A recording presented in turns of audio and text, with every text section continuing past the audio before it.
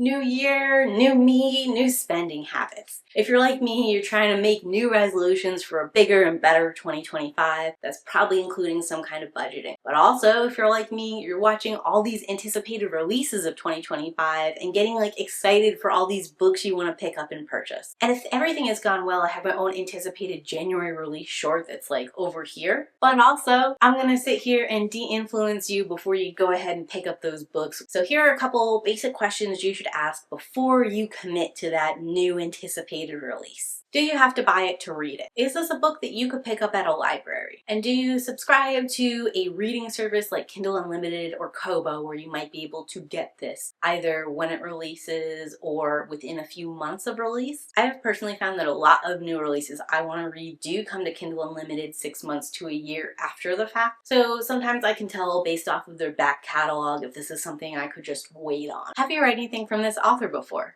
Obviously, this can't apply to debut authors because the answer is automatically no. And I am personally a person who's very hyped for a debut read. But sometimes, if you have read more of an author's back catalog, you understand that even though you're really excited by the book summary and excited by everyone else being so highly anticipated, it's not really for you.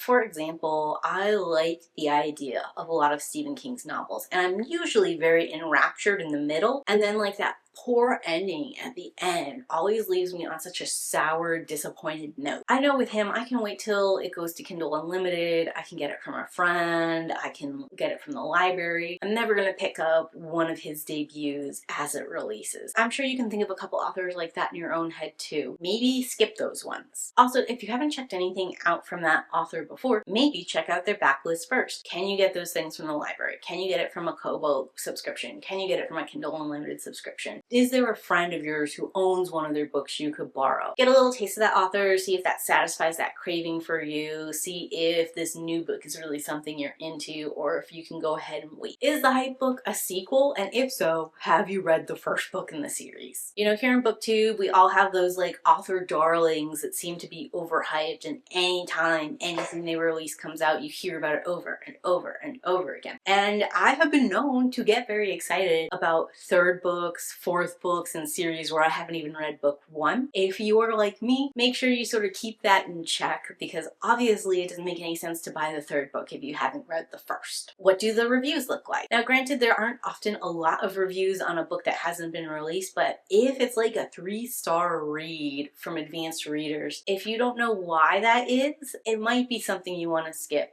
In my case, there is a book coming out that's a goth novel with 3 stars. Their complaints about it are everything I love about the gothic genre, so I'm still really excited about it. But if it had been a 3-star review and it had been the character work isn't there or the plot is confusing, that might have been one I'd have waited on. And then lastly, what does your reading schedule and TBR list already look like? Now, a lot of us are mood readers, but even for myself, I've tried to sort of schedule out certain books I will read before X amount of time. And if I have a lot of those big books lined up and I already have those books in hand, then it doesn't make sense for me to pick up something new that's going to be waiting for months and months and months for me to get to it. I can just sort of wait on that purchase and see if I'm still interested in it as months go by.